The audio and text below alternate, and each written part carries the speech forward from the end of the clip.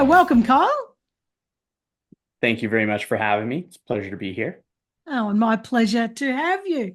I'm very interested in what you do. I'm a lot of things. You've got a lovely, mashup of a lot of things going on that create an amazing program and a Mhm. clarity consultant. Now, I've got to tell you, people are craving clarity because Yeah. I think the world is mad. Like we're just I think, in my personal opinion, Hmm. bombarded, with this fast social media stuff, and I keep pulling myself out of it, to keep my own mind clear. But I know so many people who I don't even think they're even accessing their own mind anymore. I think they're just Fair. mimicking. I'm a bit worried, to be honest. I'm worried for the future. So, so thank you for doing what you do, and thank you for helping bring about some clarity and change in the world. Appreciate it. Oh, I appreciate that. That was very kind of you to say. Thank you very much. Oh, my And I pleasure. agree with you as well. I also agree with you where I was saying, I think it was earlier today, I was having a convo with someone else on a podcast and how'd it go? How because when the Industrial Revolution happened, that's where you see a lot of things picking up speed. Yeah, yeah, Like really getting quicker. And before that, patience was automatically practiced. We had no choice but to be patient. yeah, And now it's interesting because we don't need to have, uh, sorry, let me rephrase that. We are now in a time where we get things so quickly, we have to practice patience. yeah, yeah. Yeah, Yeah, exactly. And if it doesn't arrive in ten seconds, we're like, oh, forget it, get rid of that. totally. Yeah, it's so silly because it could be another 10 seconds and it could be there. So I it's pretty funny. know. Yeah. So we've lost that kind of I think belief, all good things. What is it? What is it? All good things are worth I'll, waiting for. I think we've mhm. completely lost that out of the picture. Totally. Totally. Yeah. Totally. It Anyway, because oh, oh no, yeah, go, sorry, go no, no, go ahead. on. No, go. I was gonna say because with the work that I do with folks, it's about there's a part of it where it's becoming very clear on the outcome and the future, and Yeah. I call it framing the future. Yep. And I think that that alleviates a lot of the sense of urgency when we understand it's like, oh, it's a smoother practice and we can make it simpler. Yeah. And so Yeah. when we start to practice that patience and we know where we're going, it's easier to be patient when we know where we're going, I think. Absolutely. Well, it stops the franticness, doesn't it? And the Hmm. chaos. Yeah. Hmm. Yeah. Yeah, I love that. So, your title is Clarity Consultant, which I Hmm. absolutely love. And now you are the developer of Neuro Linguistic Somatic Experience. So Yeah. NLSC. Explain Yeah. that to us. How does that work? Yeah, sure. It's a practice that it has a top-down approach. So it goes Yeah. from the words and stories in the mind, and it goes into the breath and into the body. Wow. And it's a mindset gym for mental fitness, is a way I like to think of it. Mm, And then for most folks, it goes into three phases where we get unstuck. We figure out what's creating resistance, or if there's stories from their past experience that they want to alleviate the emotional intensity from. They want to chillax a little bit. And then from there, then it's a bigger focus on celebration. So celebrating our own progress, our own gains, our own wins, and then being able to celebrate others as well. mm, mm. And then once basically the decluttering is done, then the celebrations are going through, then we find ourselves more inspired to be able to, we feel we see our, we experience more inspiration when there's things to get done towards where we want to go because it's Mm. taken the resistance away. Yeah, And yeah. so it just flows like that. Do you think there's much like what with the people you work with, what's the biggest thing that causes resistance for them? There's four things in particular, and I'll remember three of them on the fly. So judgment, Oh yeah, judgment, rejection, self-sabotage, and fear. Yep. Yep. So those are the four main things that'll inspire resistance. Yep. And usually whatever we're concerned about is not truly a threat. We just Yep. perceive it to be a threat. We Yep. just feel like it's a threat. Yep. And feelings are also not facts, it's information. Yeah, absolutely. Yep. Yeah, so that's the core thing. So the resistance is one of those four things where diving into them, the first one, fear, anticipation of future pain, Yep. anxiety. Yep. It could be rejection from the community that they're a part of and they want to Yep. stay a part of. Yep. And some people will not pursue goals because they want to fit in. Yep. And Yep. then for judgment, similar idea where they're just going to be judged for doing whatever it is that they're doing. Mm. And then the final one, self-sabotage. I define that as the active participation in our procrastination. Mm. I Yeah. like that. Oh yeah. Yeah. Yeah. Isn't it funny that when you talk about perceived, a lot of this stuff is only perceptions? It's very little of our concerns, very few of our concerns are actually real. And even if they are real situations, the outcomes are still mostly perceived. It's we and I love that you're talking about, and we'll get into it.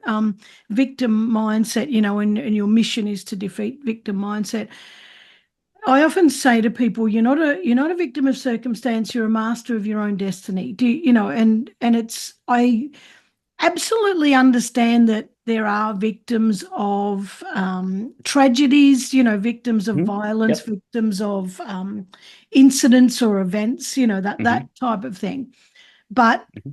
um, it there is a point, in my opinion, and I may be wrong, but I believe there is a point where you also need to take responsibility for the outcome, and it's not okay for anyone to have made you a victim. If it was a criminal offense or anything like that, it's not okay. Yeah.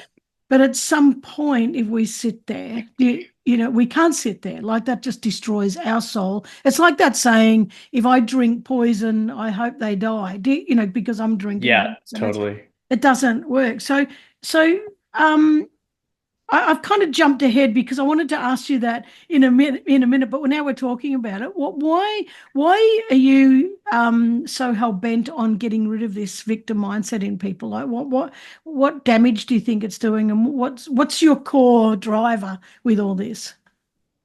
The core driver, ooh, I like that. The core driver at the base of it is that I turned my problems into passions. So I Mm, went from being someone that I didn't like and how I would define as the victim mentality. Woe mm, is me. It's the end of the yep, world. yep, Has nothing to do with me. yeah, yeah. And so I had that before, and it was 2016 where I really wanted to make a pivot and make some adjustments. Mm, And so from there, I just went from the victim mentality to the victor mentality. yep, yep. It was a pivot. And so I think that the damage that the victim mentality is doing, and if it's different themes in different contexts within the victim mentality. And I'll start with this as well. The definition that I share with victim mentality. So the victim mentality is an acquired personality trait in Mm, which a person tends to regard himself or herself as the victim of other people's actions, even in the absence of clear evidence. yep. The victim mentality depends on a habitual thought process and attributions. Mm, And so the victim mentality is something that we practice. It's a habit yep. and it's habitual thoughts. We have Yep. north of 60,000 of the same thoughts per day. So Mm, many of them, if we're not sifting through it and directing it, it's just going to be on autopilot. yep. So the for someone to let go of the victim mentality, a core thing is that they actually sincerely want to get out of there Mm, or take it off. And some folks, if they are still getting benefits from the victim mentality, yep. whatever that may be, like for example, I would say, in my opinion, overall, I've seen a lot of really awesome people, rock stars that are joyful and just living life and doing good things for folks. However, I've seen them also pretend to be a victim in a group of friends. Mm, mm, And they also had a similar headspace. And so, when there's a group of friends and it's like it starts becoming negative banter or yeah, conversations, yeah, whether it's directed to each other or to another person that doesn't happen to be there, mm, these are all forms of victim mentality. yeah, And so, mm, yeah, for changing it up, it was, oh, and some folks also like to feel miserable. yeah. Yeah. One of the folks that I worked with, she coined a pretty sweet term. It was well, she was talking about herself. She's like, coined the term shame kink, having a shame kink. So having Wow. an interest and a desire, like enjoying the shame, and it's Wow. not, and it's just up here, right? Like we can crap all over ourselves and enjoy that. Mm, So if it's no longer, if the victim mentality or the victim frame is no longer serving them, then they're more inclined to do it. Or if things get bad enough that they're inspired to do it. And mm, another thing that you mentioned too that I certainly agree with, because I think there's definitely a differentiation between a victim and the victim mentality. yep, And yep, the yep, way I describe it is a person's only a victim in the moment of the experience. yep, That's yep, when the nasty, like that's when the inappropriate things happened. yep, Anything past that, because it's likely that 20 years later, yep, whoever's involved with that situation is not around. yep, So then who is the one responsible for reimagining the same circumstance over and over and over again, day after day after day after day, yep, and then allowing that to create more themes in the life. So let's say, for example, someone is avoidant because of something that they happened back in the day. mm, However, they want to be around people. They want to spend quality time with people. An example I think of with this too is when you see someone who's dated 10 different people, however, those 10 people are the same person. yep, yep, So our stories can influence our present. So if we're mm, always pretending or behaving as a victim, then yep. we're going to reap the rewards of the effort we're putting in. Absolutely. I love that you're saying about it serving them, the shame kink. I mean, I can't imagine anything worse. I couldn't, I would hate that. But I do understand. So it's sort of a double-edged sword, isn't it? Yeah,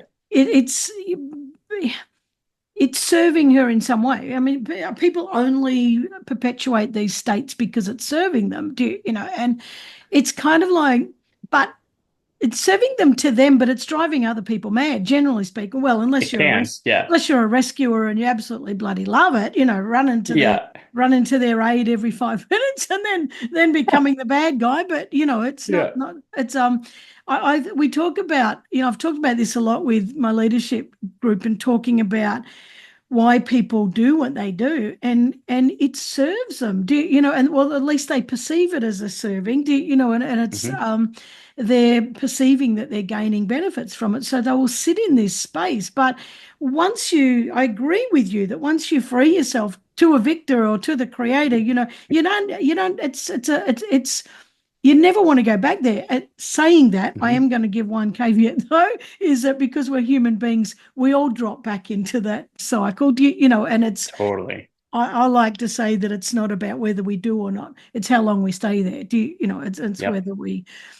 But when you talked before uh, about, you went from victim to victor, and you just said, "That's it. I'm done. I'm going over there." That's Mhm. not an easy switch. Like I mean, it depends on your motivator. But Yeah. Yeah. so if you're working with people, like people come to you and because I've seen this and I imagine this happening. I'm coming to you. I want some clarity. I want you to have the magic bullet. I don't really want to do the work. I don't want to change really. So can you just tell me what to do and it's done? So there's Mm. those type of people. We know that, Hmm. but that is buying into the victim mentality again, because poor me, I would just want to spend time with you so I can tell you my woe story. But then there's Yeah. also that other type of person who, and there's probably multiple types. I'm just sort of talking about two. The one that says, I'm done. I'm done with Mhm. this. This life it's so friggin' hard and it's not poor me. And I know it can be better. And I'm optimistic. I can see a better future. I just don't know how to, Mhm. I just don't know the process, but I want to with all my heart. Yeah. I'm prepared to do the work, but I don't know the process. How hard is it to help them, or hard, or how long, like to help them shift from to to truly live it, to truly live that Mm. victor state? Is that a hard, lengthy process, or and again it depends? It'll go with it depends. I'll definitely say the common denominator is that the folks that get the most out of it, they have a sincere desire to change. They Yeah, want to make changes. yeah, They have an openness and curiosity towards exploration, yeah. and they're okay with testing their pain threshold or pushing outside of their comfort zone. Mm, For the folks that don't want to do the work, then I would probably talk to them about, I would say like, well, if you don't want to do the work, then what are we doing here? yeah, So yeah, I would ask questions to make sure. And for the most part, it's yeah, I think with it as well, because there's not another thing with what I do as well is that if someone doesn't want to go into an experience or a story, then I won't force them to. yeah. So I don't force them to change. I just say I would do like an options work, for example. So I Yeah. get them to write down their options. One of the options, everything could stay the same. What's Mm, option two? What's option three? What's yeah, option four? Now, out of those options, which ones do you like the most? yeah, yeah, And so then from there, it's just breaking it down. yeah, Because if someone's resistant, then they're in a more emotional state rather than a logical state. yeah, And so I show them the logic behind the at least the decision making. yeah, yeah. Yep. I love that. I love that. Why did you so you're the developer of NLSE. I don't if I say it again, I'll bugger it up. Neuro Linguistic Somatic Experience. Oh, there you go. I said it as Crushed it. That was a wonderfully as possible. flow. I mean, Yeah. you're the developer of it. So what was going on in your life? That you what was going on in your life? How did you recognize it was shit? And how did you come up with the solution? Well, I recognized it was shit when the relationships I was holding at the time were not exactly the Mm. best. Yeah, yeah, Very much I was the common denominator, or I was a common denominator in it. And so eventually everything just went south. And then I yeah, started with a clean slate. yeah, And with that clean slate, I became more curious about what there was to because I knew I wanted to, similar to what you described before. I knew I wanted to do something. I didn't know exactly where to go. yeah, Like yeah, hit the nail on the head. And so I started with whatever modalities that were recommended to me because I made a post to see if anyone had any recommendations. And from there, I tried therapy, I've tried sound healing, I've tried uh, plant medicine trips, mm, probably the most efficient. yeah, And then and then what else? And then just making sure that everything was dialed in. So yeah, acupuncture and community groups and just trying to figure something out. And NLC is made up of two different practices. There's breath work and then there's story work. yeah, And the breath work I've been practicing for a solid chunk of time, even at this point, or it would probably be about 11 years, yeah, 11 years that I've been really doing it, practicing it. And then story work was something that I actually went through a certification through. And so yeah, by combining the two, then I just decided to call it NLSE because yeah, it works with the neurology, our brain, it works with our language, it works with our body, and yeah, then you feel it real time. yeah, Yeah. yeah. So when you said you went with it, like, oh no, I've got to no, go back. I want to go back even further. You said I Sure. put out a post to see what come up. So I'm imagining a fair bit of vulnerability in that post, like probably not Oh as yeah. blunt as, "Hey guys, my life's shit. I need to fix it. Any suggestions?" But like um, most people are not. What am I looking for? Like there's a lot of shame around admitting my life shit, and it's kind of like we put on the Mhm. joker face, the mask, let's pretend that everything's good because I don't want people to. It's not even. I don't want to play victim. I don't even think that is Mhm. a conscious thought. It's. I don't want to seem weak. I think is probably the Totally. that sort of thing. And so, like, how did you? I'm just so curious as to there's got to be a point where you go, this has to change. Like, how were Mhm. you suffering so much that what type of suffering were you experiencing that you Mm, you just couldn't bear it anymore, that it opened totally. up this vulnerable sort of a post? Uh, and main thing on how I was perceived myself, I didn't like who I was at that time. Mm, I didn't have respect. There wasn't much love. There was uh could improve compassion quite a yeah. bit. Uh, indecision. That was something I had plenty of. And from there, it went into relationships, and those relationships were solid relationships, and I was making goofy decisions. Mm, So those were not exactly the best for anyone involved. yeah. So would you say, Um, if you were to strip it right back, it was aloneness, loneliness, like abandon, like some kind of rejection, or like would there be Mm, some kind of word sitting under there that was extremely painful to you? Because you could keep going through those relationships blaming the other person, So yeah. Oh and yeah, yeah. so there must Oh, have been some desire to have something that was missing. maybe. I think the core theme of it at that time was a self-neglect in the Mm, way of not not working in line with what I was thinking intuitively or feeling intuitively. So I was very much off track. And mm, I now think that the further off track we are, the worse we feel about ourselves. yeah, When yeah, we're on track, we feel awesome. yeah. And so I felt very off track, and there was a resistance to stepping into that self-leadership role Mm, simply because it was something that was out of the ordinary for me to do. And yeah. so I just went for it. I said, screw it, and then went. I love it. And then, all right. So then, I see. I'm so curious about the process, what people go through Sure. to get to where they are. So when you sort of started applying these methods to yourself, how did that Mhm. improve your relationships? Like, did you start then noticing that you were seeing other people differently, or that you were showing up differently, or that like what shifted in it? Well, actually, I'm just making an assumption that you've had wonderful relationships, or something has changed in your relationship since then, but assuming it has, because that was an assumption. Um, Yeah.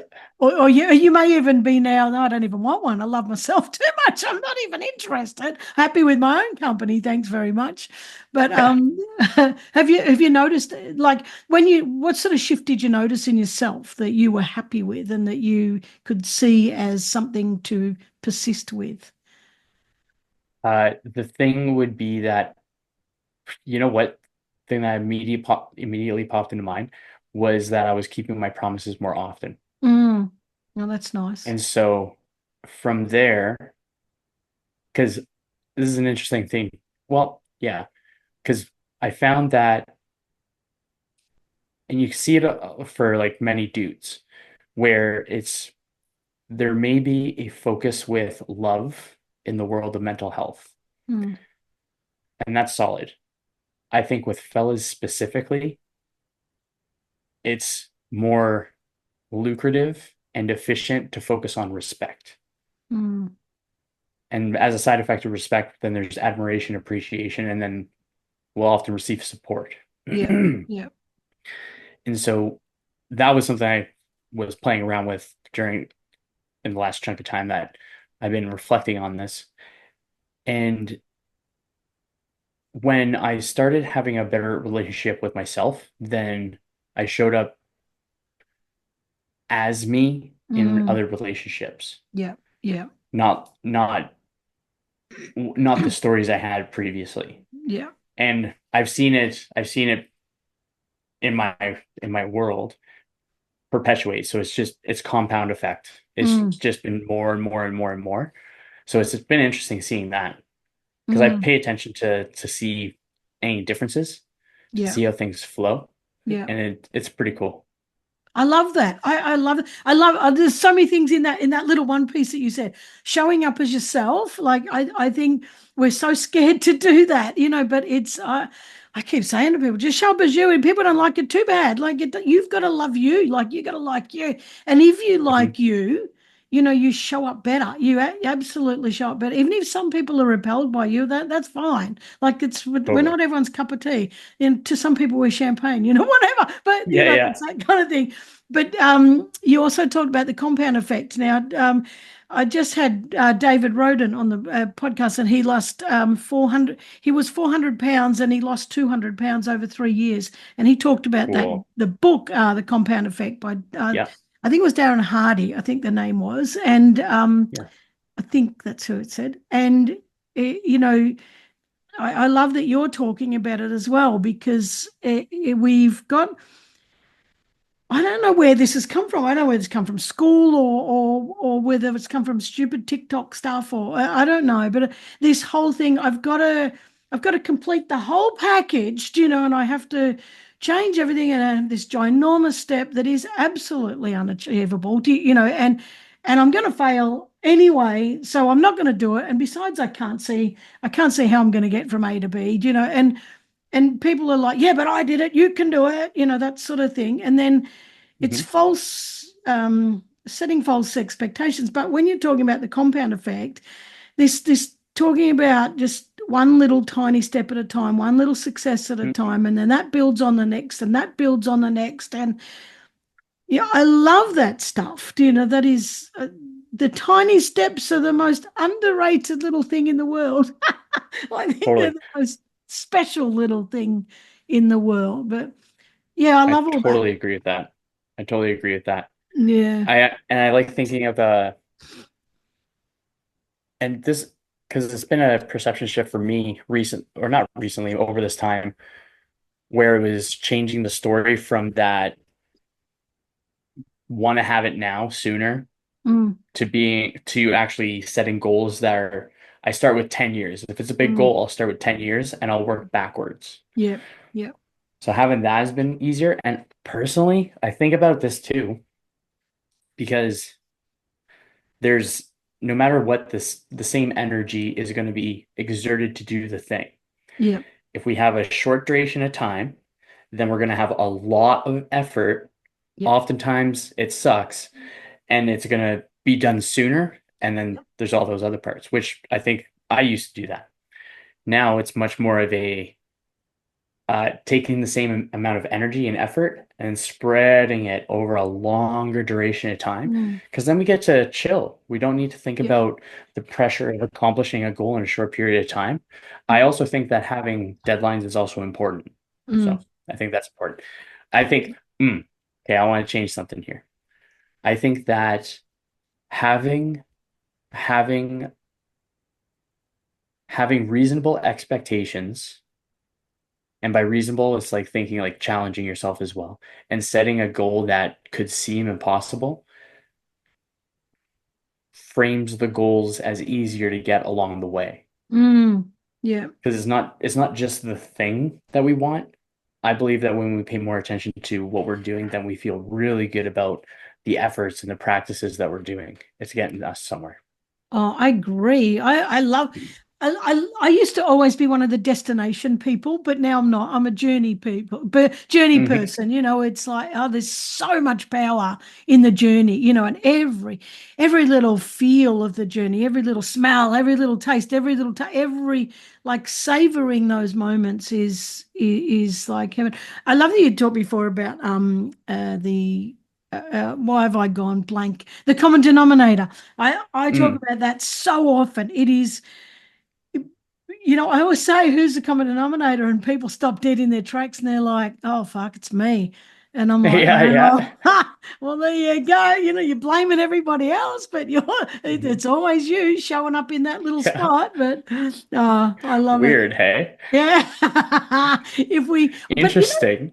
yeah, go, yeah, you're going to say. Oh no, I was just Uh, saying interesting. No. It is interesting, and it's what I still think though, and I don't Hmm. know that this is a common day, a current day thing, but it possibly is. We don't take the time to reflect. We never we're Hmm. rushing from one thing to the next, to the next, to the next, to the next, and blaming other people and shaming other people and bloody guilt and blah blah blah blah. And I feel like shit. Rah, rah. We're just going 100 miles an hour, and we don't stop and go and ask why. And Hmm. even if it's asking why are they such a shithead, I mean, even if it's to stop and ask that, even though that's not right, but it's just that pause, that Hmm. just that pause. Because as soon as we start asking any question, then we can give ourselves the space to come back to ourselves. Yeah. Why is he such a Totally. shithead? Well, actually, oh well, maybe he's not. Maybe, well, you know what? Maybe he's only a shithead to me. Oh, how come it's Yeah. me? Like at least we Yeah. start to open some conversation with ourselves, which I think Hmm. I think we're missing. I really do. Totally. A phrase I Yeah. also really like with that too, because it's a reflection when you're thinking, is a well-worded question is an answer half done. Yes. Yes. Because you can find the answer in the question oftentimes. And I Yeah. think that when there's projections, then there's also reflections. So if we're pointing our finger at one person, Yep. there's three fingers Three back. pointing back. I know. I love that. And then, yeah, and so when we have projections that are reflections, it could be, why is that person a shithead? Yep. Take out the projection, put it in a reflection. Why am I a shithead? Yep. Yeah. Exactly. And Yeah. fun. Well, another thing I say too is give me 5 reasons. And I have to give myself 5 reasons. So if I were to say, oh, why Mhm. is that person an asshole? If I say, I'll say, all right, well, 5 reasons, not just your assumption. Okay. Or maybe they're going Mm. through something. Maybe they're ill. Maybe someone in their family died. Maybe someone's Mhm. really hurt them. Maybe they don't know what's expected of them. And I'll have 5 reasons. And once I'm even up to number two, I'm kind of like, nah, the empathy kicks in. It's like, just Yeah, back yeah. off. Maybe you're playing a Yeah, role in this as well. That's. yeah. But anyway, That's you awesome. you you talk about so things you love to talk about. And I know you love to talk about this stuff. What the massive flaw most people make when they're talking about mindset? What's that? Mm. Not having a practical definition of mindset being Mm, one very big thing.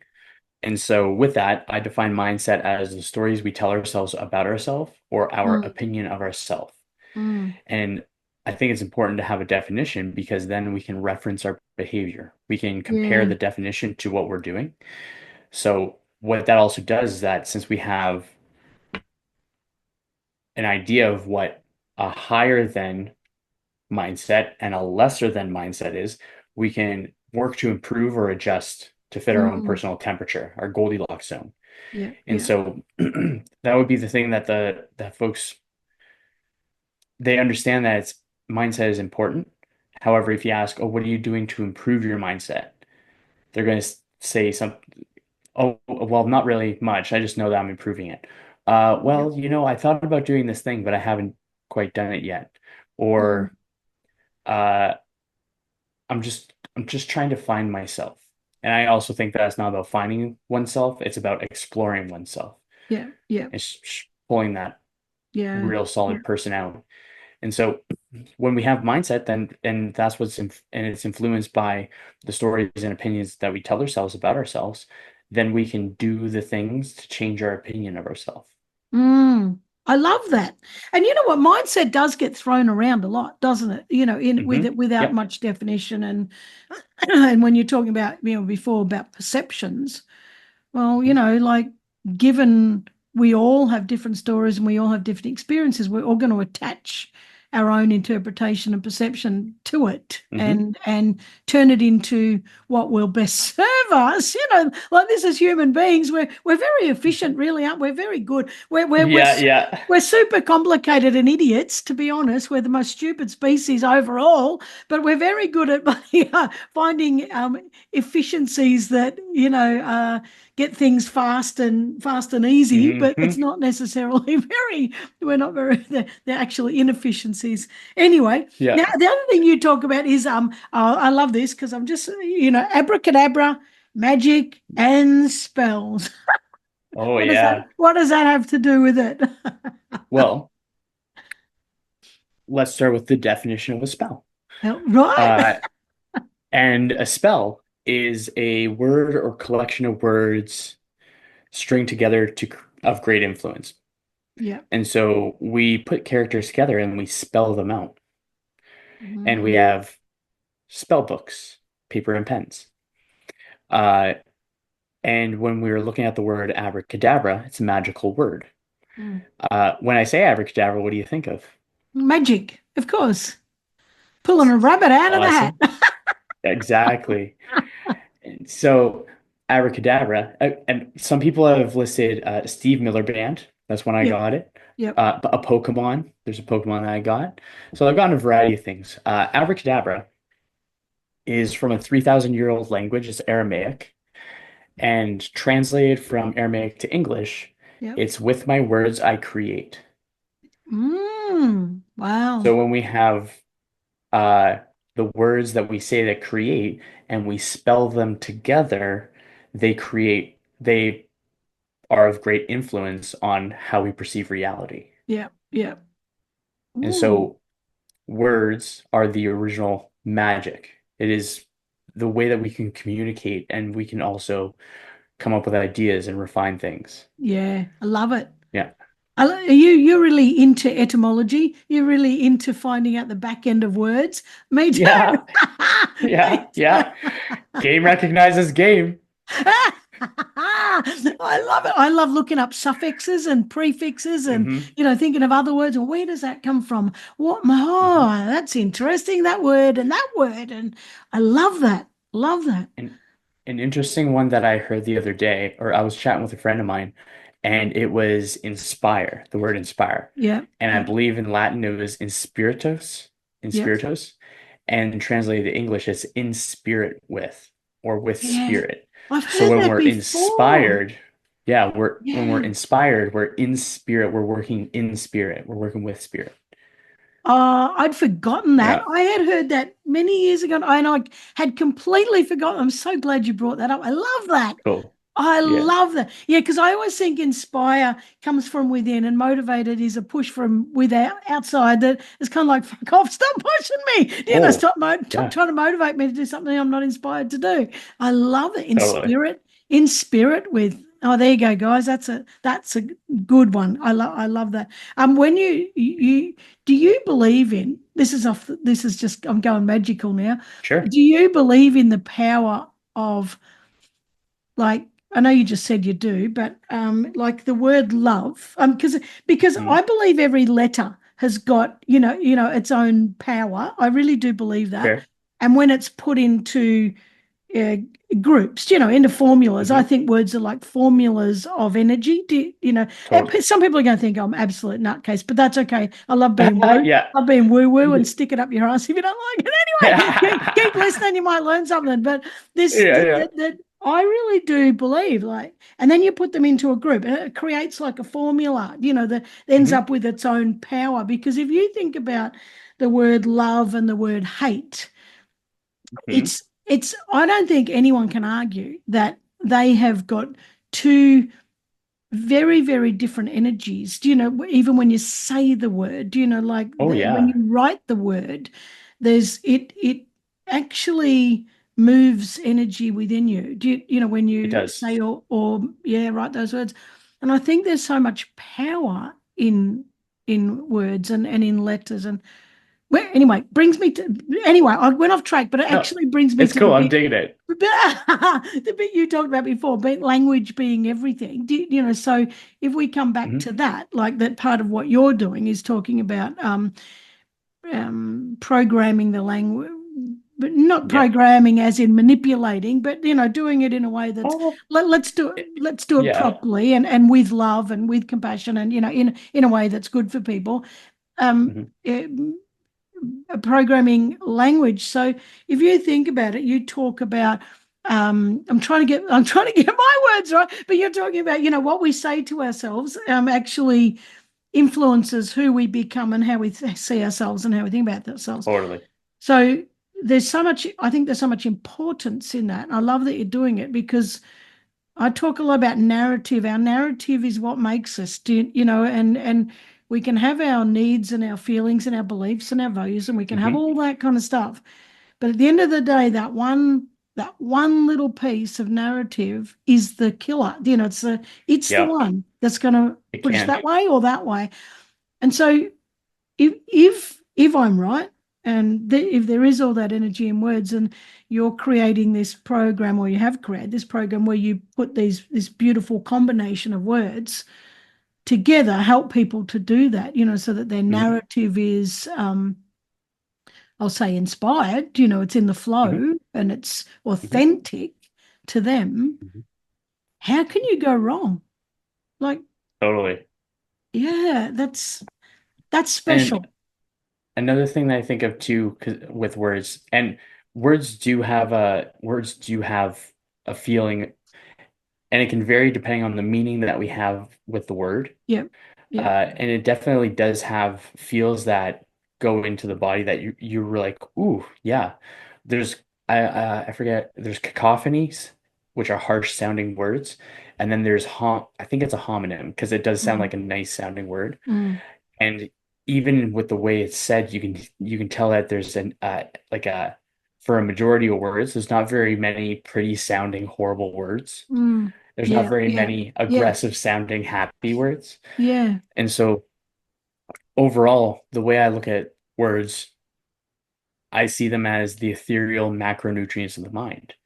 Mm, And like our body takes in carbs, fats, and proteins. Those are mm, dietary macronutrients, and the quality of those macronutrients influence the quality of the body. mm, I think of words to be the same way, where when we feed our mind quality words, we're going to have quality thoughts. When we feed our mm. mind shit words, we're going to have shit thoughts. Yeah, And so absolutely. having that awareness with ties into mindset too is when we start thinking about our thinking.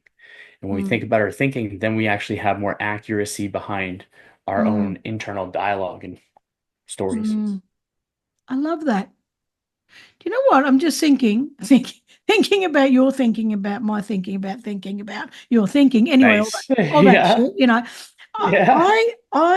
When you said there's not many nice sounding aggressive, you know, they're not, you know what I mean, how different Yeah. words have, but, you know, I agree with that. But I wonder if, which still proves our theory anyway, and I wonder if that's, if, well, when I say happy, I,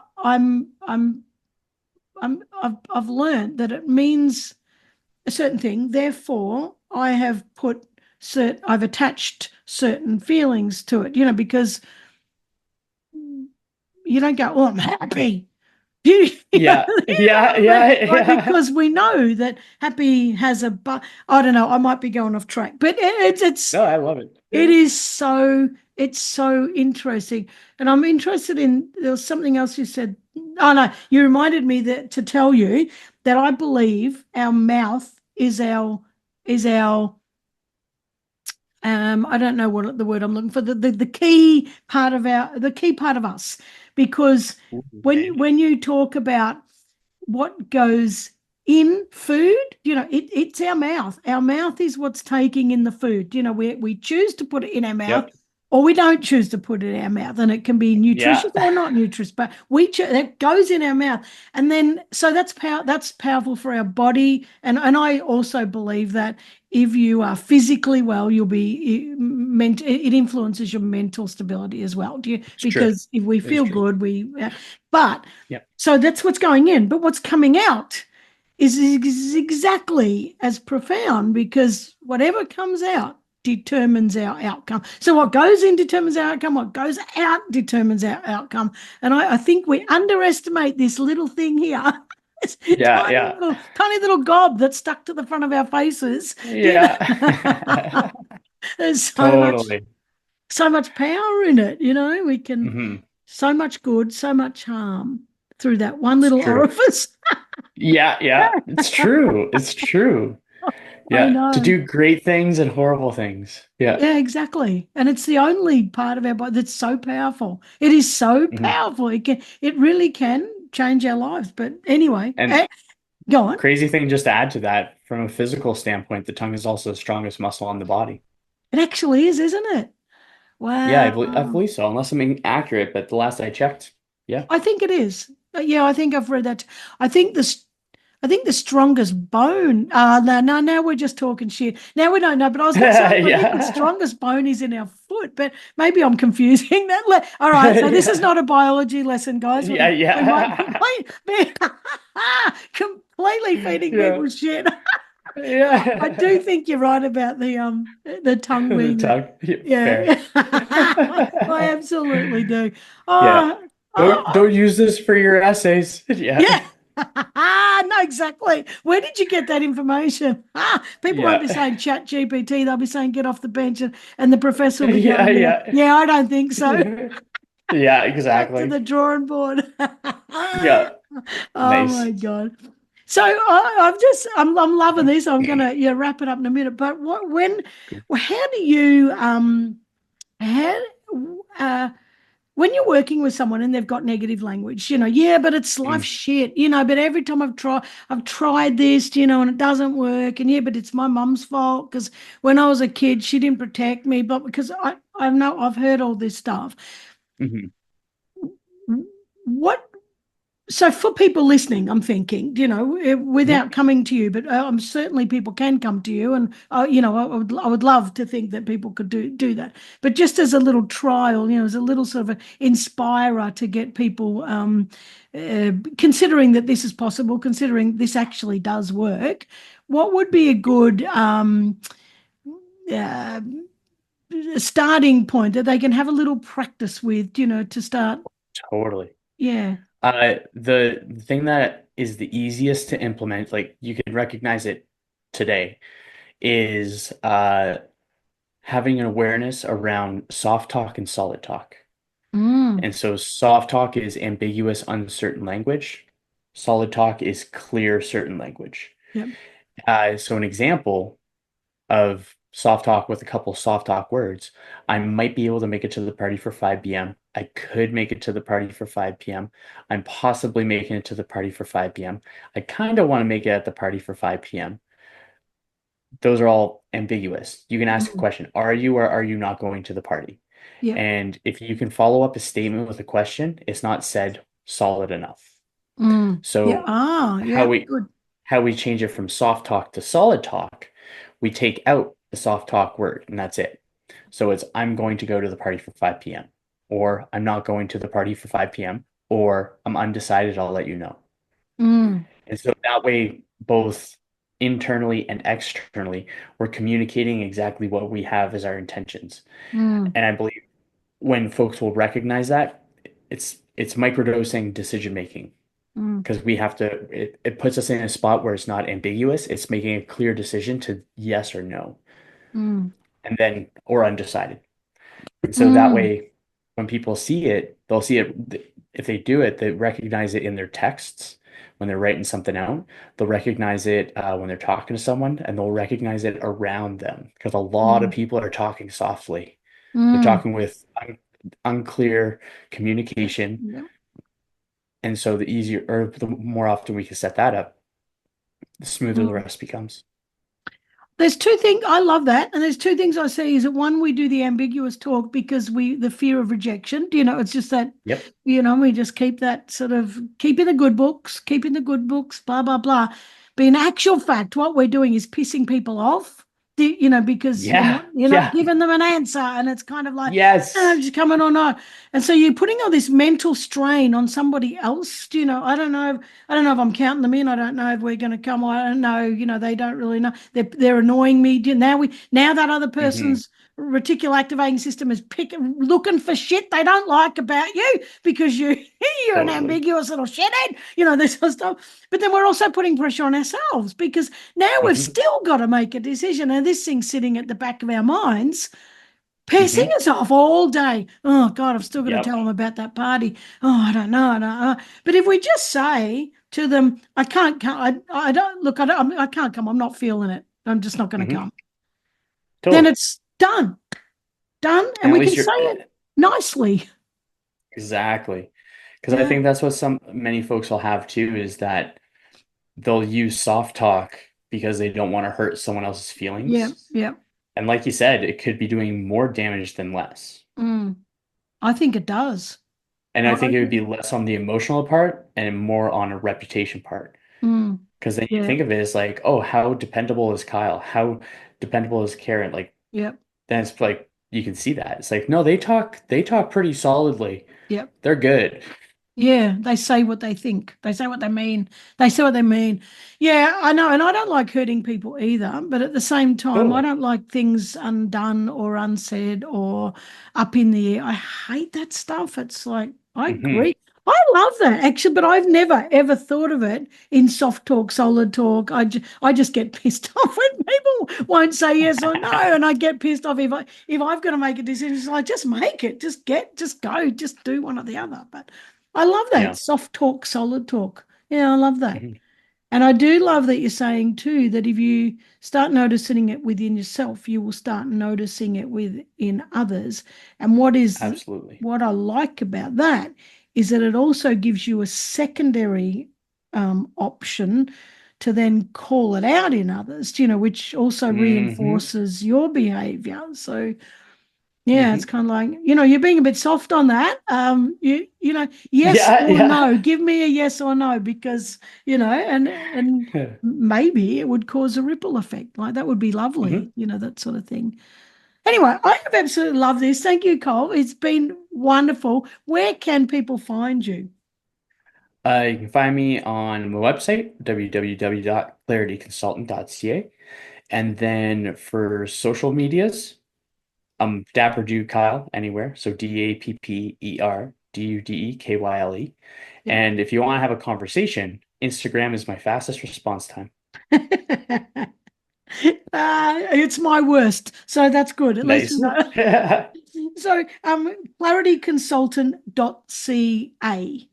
CA Yep. is Canada for everybody Yep. wondering. So Cole tells me that right now it's just started winter and he's in his t-shirt and we were just saying at the very start before we went on air that I always wondered about how Canadians keep themselves warm and how they could Hmm. possibly be warm in those houses. And when I went there a few years ago, I was running around the middle of winter in shorts and t-shirt inside houses. So it's quite phenomenal. Us in Australia, we're hot in the summer and we're cold in the winter, and that's all there is to it. And our Yeah, heating doesn't cut it. But anyway, so Canada. So Cole, do you do work online? You obviously I have do.